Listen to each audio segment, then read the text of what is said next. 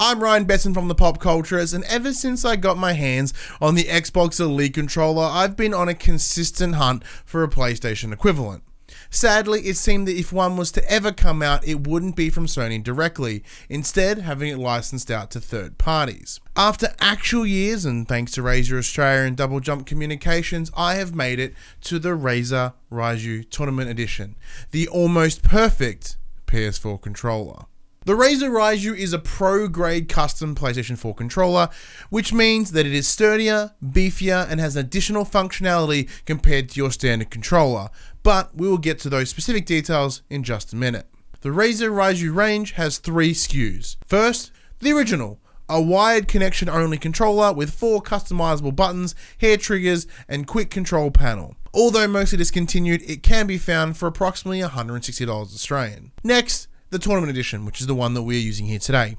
Although following a similar footprint, the Tournament Edition has received a redesign with upgraded switches on the face buttons, asymmetrical thumbsticks, improved back paddles, and the inclusion of Bluetooth connectivity. This model comes in at $260 Australian. And finally, the Ultimate Edition.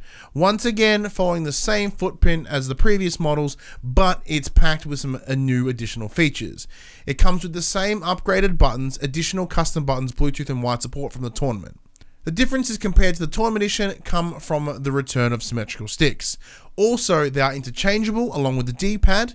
It has the quick control panel, and it wouldn't be Razer if the controller wasn't decked out with RGB lighting. All for a whopping $350 Australian.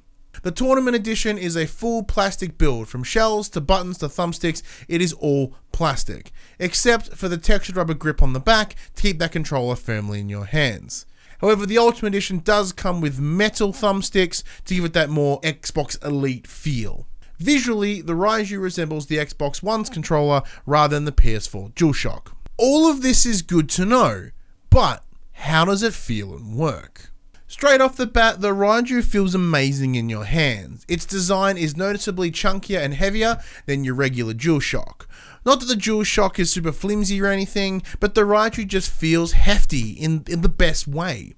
Although there are 130 grams between them, the DualShock 4 sitting at 192 grams and the Raiju sitting at 322, it's somewhat surprisingly noticeable. It certainly adds to the psychology of a heavier piece of tech is a higher quality piece of tech. For my somewhat large hands, the DualShock can feel a tad small. Not as bad as the PS3's tiny DualShock 3, of course, but where the Raiju just fits well in my hand. Although the controller did force me to hold it differently due to new additional buttons, previously I would grip the controller with my pinky and ring finger, like so, sort of holding it along the bottom there. However, with the additional M3 and M4 buttons, that's these two here, it has forced me to shift the weight in my hand. So now, instead of gripping from the bottom, I'm holding it in my palm and with my middle finger. This took a while to get used to, with continuous bumps of these buttons causing accidental jumping and reloading. So did these additional buttons help make me a pro gamer? Nah, I'm still pretty garbage, but it makes a more comfortable playing experience. There are some advantages of having these buttons though, being able to duck, reload, change weapon, or whatever you want to map it to without losing control of the thumbsticks can give you an upper hand when shit hits the fan. But what's truly amazing about these extra buttons is how easily mappable they are.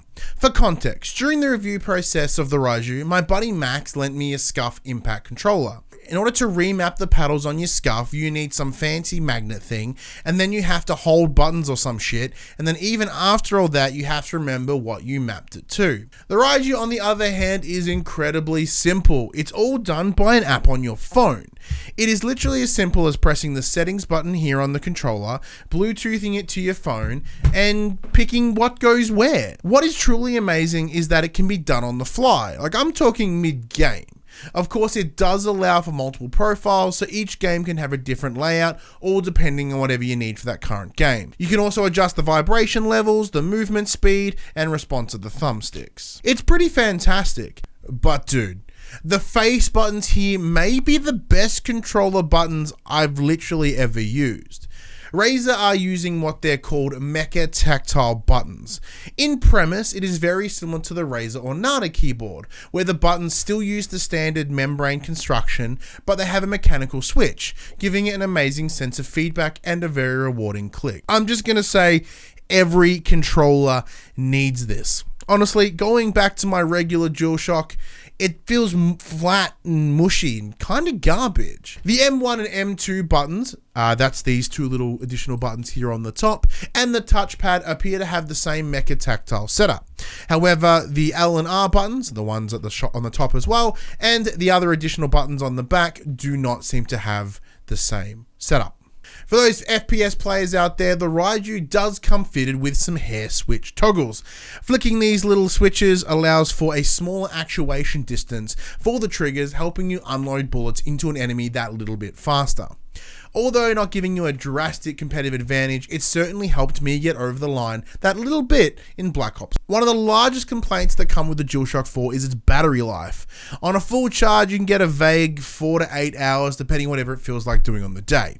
The Raiju, however, boosts a hefty 11 hours. In the weeks that I've spent with this controller, I'm yet to see it go flat, if that means anything.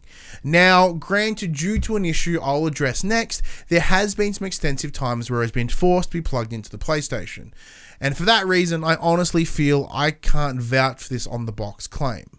Oh, I should mention that it is compatible with PCs through a wired or an alternate Bluetooth connection, but really, will those PC players even have time to use the controller with all their driver updates, antivirus, and Excel spreadsheets? I highly doubt it. But as the title of this review suggests, this isn't the perfect controller.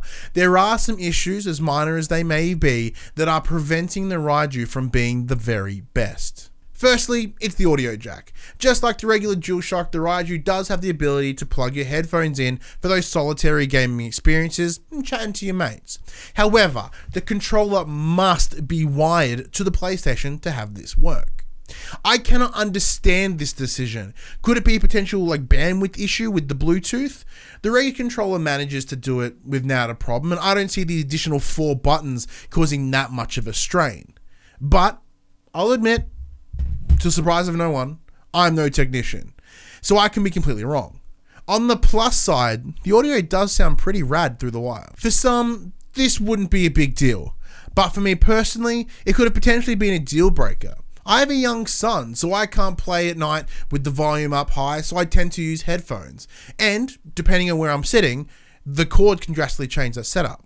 So here in the studio, where the PlayStation sits nice and close to me, it's not going to be an issue.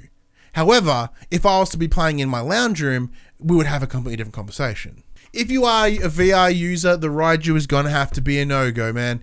Without the light bar at the top, it simply cannot be used in the same setup. However, if you are an adamant VR user, you'll most likely be using Move controllers anyway. The controller does have one light though.